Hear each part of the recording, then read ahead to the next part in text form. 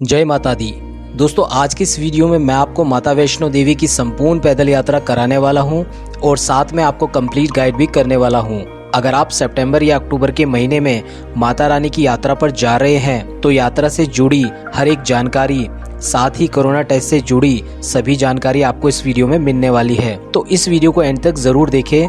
अगर आप चैनल पर पहली बार आए हैं तो चैनल को सब्सक्राइब करके बेल आइकन को जरूर प्रेस करें ताकि हमारी आने वाली लेटेस्ट वीडियो का अपडेट आपको सबसे पहले देखने को मिले। तो चलिए अब इस वीडियो को शुरू करते हैं।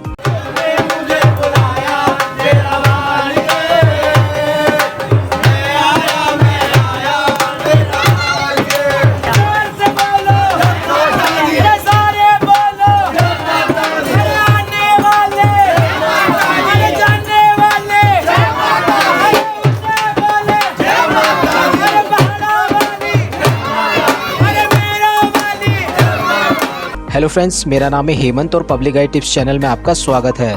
दोस्तों, अगर आप भारत के किसी भी राज्य से माता वैष्णो देवी के दर्शन करने के लिए जम्मू कटरा आ रहे हैं तो सबसे पहले आपको अपनी कोरोना टेस्ट की RT-PCR नेगेटिव रिपोर्ट साथ में लानी होगी, जो कि 72 घंटों से ज्यादा पुरानी ना हो, क्योंकि 72 घंटों से ज्यादा पुरानी रिपोर्ट मान्य नहीं होगी। जिन यात्रियों ने अभी कोरोना की सिंगल वैक्सीन डोज लगवाई है उनको भी कोरोना टेस्ट की RT-PCR रिपोर्ट साथ लानी होगी, और जिन यात्रियों ने 15 दिन पहले अपनी कोरोना टेस्ट की डबल वैक्सीन डोज लगवा ली है उनको किसी भी प्रकार की कोई रिपोर्ट नहीं चाहिए।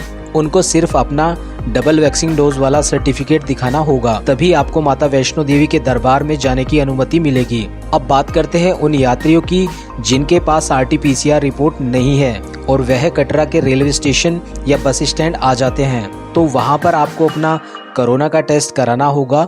यात्रियों की लंबी लाइन होने के कारण वहां पर आपका काफी समय लग सकता है, इसलिए आप अपने घर से ही RT-PCR रिपोर्ट साथ में लाएं ताकि आपको ज्यादा परेशानी ना हो। क्योंकि मैंने अपनी इस यात्रा को रुड़की से शुरू की थी। रुड़की से कटरा तक मैं हेमकुंड एक्सप्रेस ट्रेन से आया था। जैसे ही सुबह मैं कटरा के रेलवे स्टेशन पहुंचा तो वहां पर यात्रियों की बहुत ज़्यादा भीड़ थी। हालांकि मैंने 60 दिन पहले अपनी सिंगल वैक्सीन डोज लगवा ली थी, फिर भी मैं अपने साथ कोरोना टेस्ट की RT-PCR रिपोर्ट साथ में लेकर गया था। उसके बावजूद भी मुझे रिपोर्ट चेक कराने के लिए लाइन में लगना पड़ा। आप देख सकते हैं ये कटरा का रेलवे स्टेशन है और यहाँ पर 2 लाइन लगी हुई है। पहली लाइन जिन यात्रियों के पास अपनी RT-PCR रिपोर्ट है वो दिखाकर सीधा स्टेशन से बाहर जा रहे हैं। दूसरी लाइन उन यात्रियों की लगी हुई है जिनके पास रिपोर्ट नहीं है या फिर जिन्होंने सिंगल वैक्सीन डोज लगवाई है, उसके बाद भी उनके पास RT-PCR रिपोर्ट नहीं है। इन सभी यात्रियों का यहीं पर टेस्ट होगा जो कि बिल्कुल फ्री होगा। रिपोर्ट मिलने के बाद ही उनको स्टेशन से बाहर जाने दिया जाएगा, जिसमें इन्हें 1.5 से 2 घंटे का समय लग सकता है। इसलिए अगर आप अपना समय बचाना चाहते हैं तो अपनी रिपोर्ट साथ में जरूर लाएं। इस बात का जरूर ध्यान रखें कि कोरोना टेस्ट की ओनली RT-PCR वाली रिपोर्ट ही मान्य होगी, बाकी ट्रू नेट या रैपिड रिपोर्ट मान्य नहीं होगी। जैसे ही आप कटरा के रेलवे स्टेशन के अंदर एंटर करते हैं तो वहीं से आप अपना यात्रा रजिस्ट्रेशन करा लें। जितने भी यात्री आपके साथ होंगे उन सभी का यात्रा रजिस्ट्रेशन होगा, क्योंकि वहीं से ही आपको एक यात्रा स्लिप मिलती है जिस पर यात्री का नाम, एज और फैमिली के कितने मेंबर है ये सभी मेंशन होता है। इस यात्रा स्लिप को दिखाकर आप यात्रा कर सकते हैं। आप चाहे कटरा में भी अपना यात्रा रजिस्ट्रेशन करा सकते हैं। ये फैसिलिटी अब ऑनलाइन भी हो चुकी है। आप चाहे तो इनकी वेबसाइट पर जाकर भी ऑनलाइन स्लिप ले सकते हैं। जैसे ही आप कटरा के रेलवे स्टेशन से बाहर निकलते हैं तो वहां पर आपको काफी सारे ऑटो या टैक्सी वाले देखने को मिलेंगे जो आपको कटरा मार्केट तक ले जाने के लिए कहेंगे। लेकिन मैं यहाँ पर आपको रिकमेंड करूंगा कि अगर आप स्टेशन से डायरेक्ट माता वैष्णो देवी की यात्रा करना चाहते हैं तो आप ऑटो या टैक्सी से सीधा भवानी द्वार तक पहुँच जाए, जहाँ से पैदल यात्रा शुरू होती है। टैक्सी वाला आपसे 200 रुपये तक ले सकता है, जिसमें 6-7 लोग आराम से बैठ सकते हैं। वहीं कई यात्री ऐसे भी होते हैं जो होटल बुक करना चाहते हैं और कुछ देर रेस्ट करके रेडी होने के बाद ही वो अपनी यात्रा शुरू करना चाहते हैं।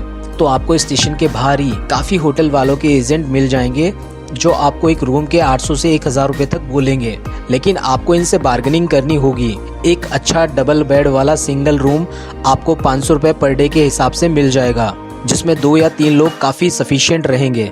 और ट्रिपल बेड वाला रूम आपको 600 रुपये पर डे के हिसाब से मिल जाएगा, जिसमें आपको होटल की गाड़ी स्टेशन से होटल तक लेकर जाती है और जब आप रेडी हो जाते हैं तो होटल से माता के भवन तक आपको होटल की गाड़ी ही ड्रॉप करती है, जिसका होटल वाले अलग से कोई भी चार्ज नहीं लेंगे। लेकिन आपको ये सारी बातें होटल वालों से पहले ही क्लियर कर लेनी है, क्योंकि हमने कटरा के रेलवे स्टेशन से ही 3 दिन के लिए ट्रिपल बेड वाले 2 रूम बुक किए थे, वो भी टोटल 4000 रुपीज में। हम टोटल 6 लोग थे, जिसमें उनकी गाड़ी स्टेशन से होटल तक लेकर गई, जो मात्र 1 किलोमीटर की दूरी पर था। और बाद में जब हम नहा धोकर रेडी हो गए तो होटल से माता के भवन द्वार तक उनकी गाड़ी ने ही ड्रॉप किया।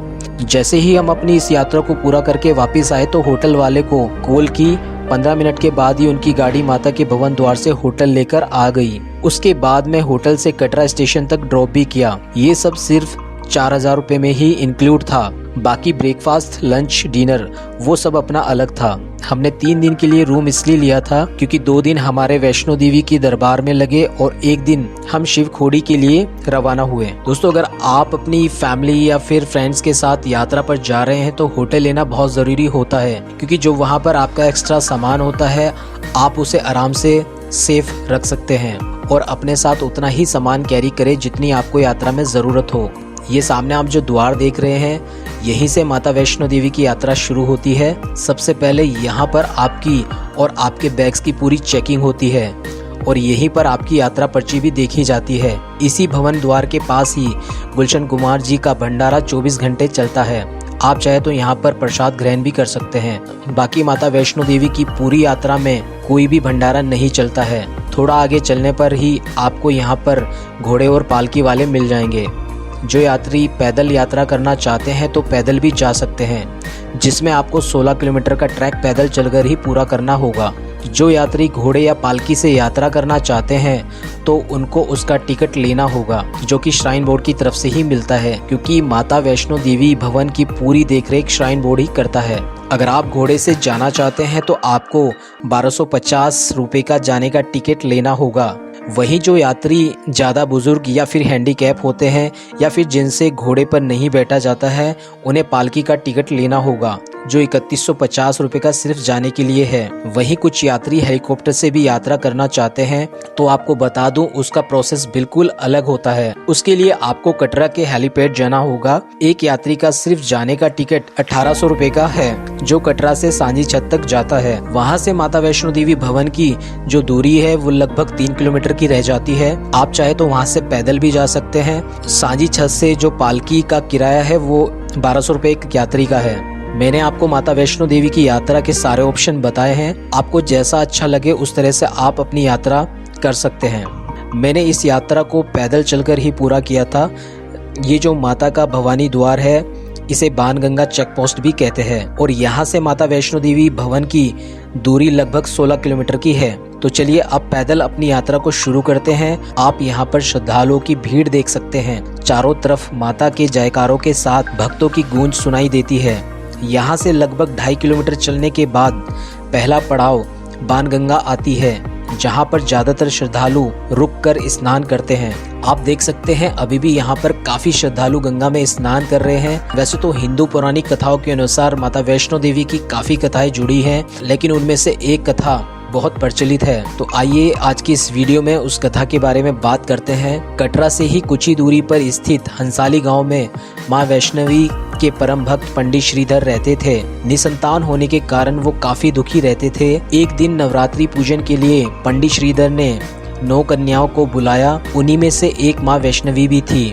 भोग लगाने के बाद सभी कन्याएं अपने घर वापस चली गई, परंतु मां वैष्णवी वहीं रुक गई और पंडित श्रीधर से बोली, सभी गांव वालों को अपने घर भंडारे के लिए निमंत्रण दे आओ। श्रीधर ने उस कन्या की बात मान ली और पूरे गांव को भंडारे के लिए निमंत्रित कर दिया। वहां से वापस लौटते हुए गुरु गोरखनाथ व उनके शिष्य बाबा भैरवनाथ और उनके परम शिष्यों को भी निमंत्रित दिया। वहीं सभी गांव वाले काफी हैरान भी थे कि गरीब पंडित कैसे भंडारा करेगा। सभी गांव वाले और भैरवनाथ वो उसके शिष्य पंडित श्रीधर के घर पहुंच गए। श्रीधर पंडित अपनी लाज बचाने के लिए माँ की पूजा अर्चना करने लगता है। तभी वहां पर एक कन्या के रूप में माँ वैष्णवी आती है और सभी को भोजन कराती है। जैसे ही माँ वैष्णवी भैरव बाबा के पास पहुंचती है तो भैरव उससे मांस मदिरा मांगता है। वैष्णवी ने भैरवनाथ को समझाया कि यह एक ब्राह्मण का घर है, यहाँ पर शुद्ध भोजन ही मिलेगा, लेकिन भैरवनाथ अपनी बात पर अड़ा रहा। जब भैरवनाथ ने उस कन्या को पकड़ना चाहा, तब माँ वैष्णवी ने उसके कपट को जान लिया और वहां से वायु रूप में बदलकर त्रिकुटा पर्वत की तरफ चल उड़ी। भैरवनाथ भी उसका पीछा करते हुए उसी तरफ चला जाता है। ऐसा माना जाता है कि माँ वैष्णवी की रक्षा के लिए वहां पर पवन पुत्र हनुमान आए थे। हनुमान जी को प्यास लगने पर माता ने उनके आग्रह पर धनुष से पहाड़ पर बाण चलाकर एक जलधारा निकाली थी और उस जलधारा में अपने केश यानी बाल धोए थे। आज ये पवित्र जलधारा बाण गंगा के नाम से जानी जाती है। थोड़ा आगे चलने पर आपको एक गीता भवन मंदिर देखने को मिलेगा। इस मंदिर की स्थापना ज्यादा पुरानी नहीं है, आप दर्शन कर सकते हैं इस मंदिर के।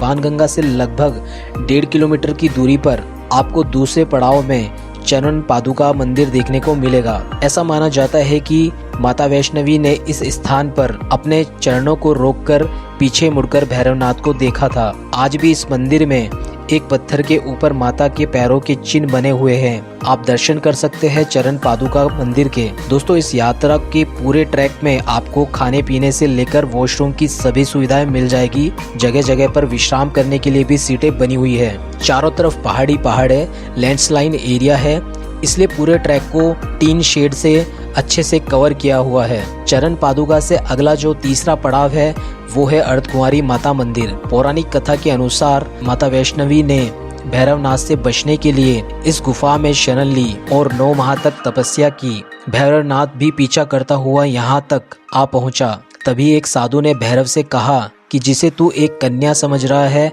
वो एक आदि शक्ति जगदम्बा माँ है। भैरव ने उस साधु की भी बात नहीं मानी। तब वैष्णवी माँ गुफा के दूसरी ओर से जगह बनाकर बाहर निकल गई, जिसे गर्भजून गुफा भी कहा जाता है। दोस्तों, आपको बता दूं कि अगर आप गर्भजून गुफा के अंदर जाकर दर्शन करना चाहते हैं तो आपको यात्रा पर जाते समय ही अपनी यात्रा पर्ची दिखाकर अपना ग्रुप नंबर लेना होगा, क्योंकि यहाँ पर श्रद्धालुओं की बहुत ज्यादा भीड़ रहती है। अगले दिन ही नंबर आता है। एक ग्रुप में लगभग 50 से 60 श्रद्धालु गुफा में प्रवेश करते हैं। अगर आप गर्भजून गुफा के दर्शन करना चाहते हैं तो जाते समय ही अपना ग्रुप नंबर ले लें और यात्रा से वापस आते समय गर्भजून गुफा के दर्शन कर लें। आप देख सकते हैं गर्भजून गुफा। कहते हैं कि जो भी भक्त सच्चे मन से इस गुफा से निकल जाता है, यानी माँ के गर्भ से निकल जाता है, मानो उसके सारे पाप नष्ट हो जाते हैं, यानी धुल जाते हैं। गर्भजून गुफा से लगभग 6 किलोमीटर की दूरी पर स्थित है माता वैष्णो देवी का दरबार। चलिए अब यहाँ से अपनी इस यात्रा को शुरू करते हैं। इस रास्ते में आपको काफी जगह ढोल वाले भी देखने को मिलेंगे। काफी भक्त माता के जयकारों के साथ यहाँ पर डांस भी करते हैं।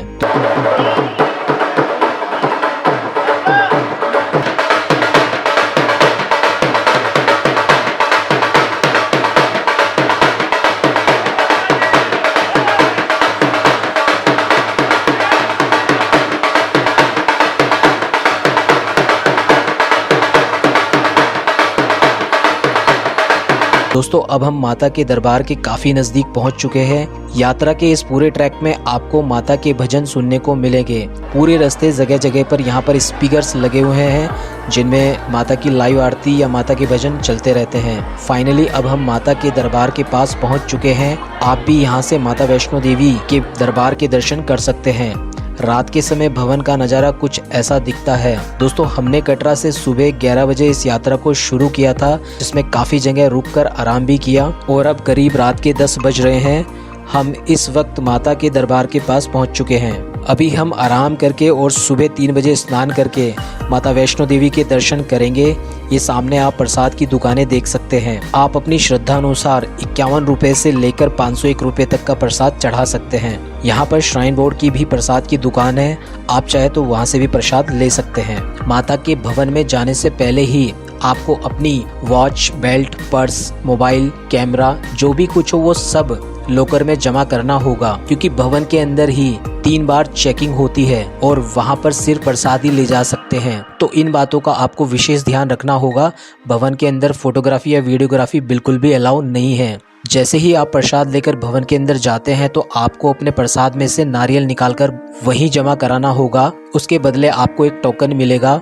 भवन के अंदर सबसे पहले आपको एक प्राचीन गुफा देखने को मिलेगी। काफी समय पहले यात्री इसी गुफा के अंदर से जाते थे, लेकिन यात्रियों की इतनी भीड़ देखते हुए 2 नई गुफाएं बनाई गई है जिसमें आप आराम से सीधे खड़े होकर माता के दर्शन कर सकते हैं। अगर आप प्राचीन गुफा के द्वारा ही माता के दर्शन करना चाहते हैं तो जनवरी या फरवरी के महीने में इस प्राचीन गुफा को खोल दिया जाता है, क्योंकि अधिक सर्दी होने के कारण श्रद्धालुओं की भीड़ काफी कम हो जाती है, जिस वजह से यात्रियों के लिए इस प्राचीन गुफा को खोल दिया जाता है। इस गुफा में माता वैष्णवी 3 पिंडी के रूप में विराजमान है। आप दर्शन कर सकते हैं। सबसे पहले दाईं तरफ महाकाली, मध्य में महालक्ष्मी और बाईं तरफ महासरस्वती। इन तीनों पिंडी के सम्मिलित रूप को ही माँ वैष्णो देवी का रूप कहा जाता है। पौराणिक कथा के अनुसार भैरवनाथ माँ वैष्णवी का पीछा करता हुआ यहीं तक पहुंच गया था। माँ के समझाने पर भी वो नहीं माना। महाकाली का रूप धारण कर माँ ने भैरवनाथ का सर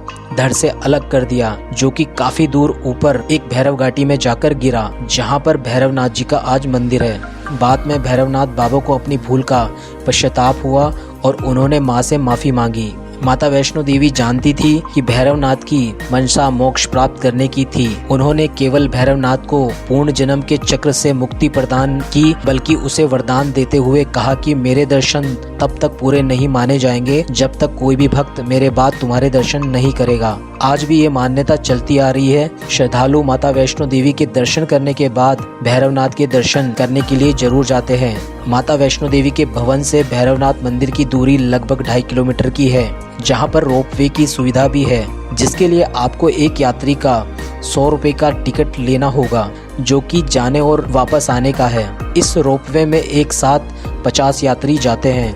आप चाहे तो पैदल भी इस यात्रा को कर सकते हैं।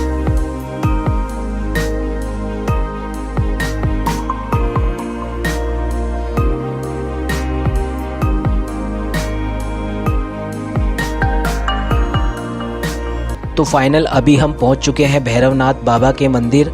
यहाँ से प्रसाद लेते हैं। ये सामने है भैरव बाबा का मंदिर, जहाँ पर साफ लिखा है कि फोटो खींचना सख्त मना है। मंदिर के अंदर भैरव बाबा की एक प्रतिमा है और दाईं तरफ एक हनुमान जी की प्रतिमा है। ठीक मंदिर के पीछे भैरवनाथ का एक अखंड धूना है, जिसकी राख का तिलक सभी यात्री लगाते हैं और बहुत सारे यात्री तो उस राख की विभूति को अपने घर भी ले जाते हैं।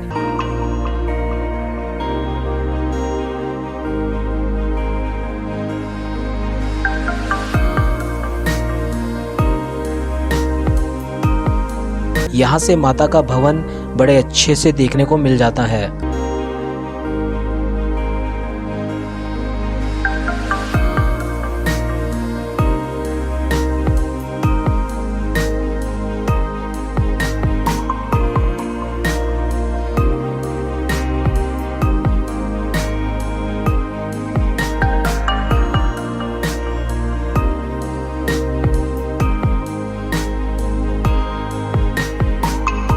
काफी सारे यात्री यहाँ पर अपनी फोटोग्राफी भी कराते हैं।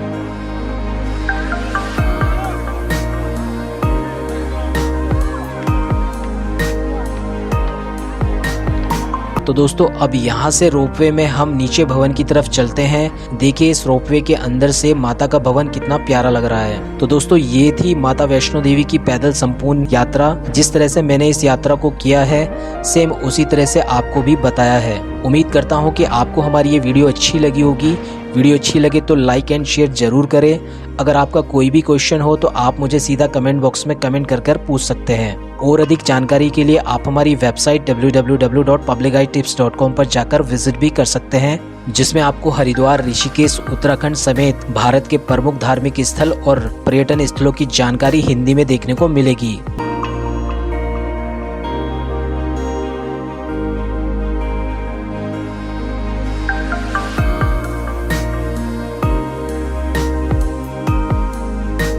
मिलते हैं आपसे माता वैष्णो देवी की एक और नई वीडियो के साथ। तब तक के लिए जय माता दी। आप भी कमेंट में जरूर लिखें जय माता दी।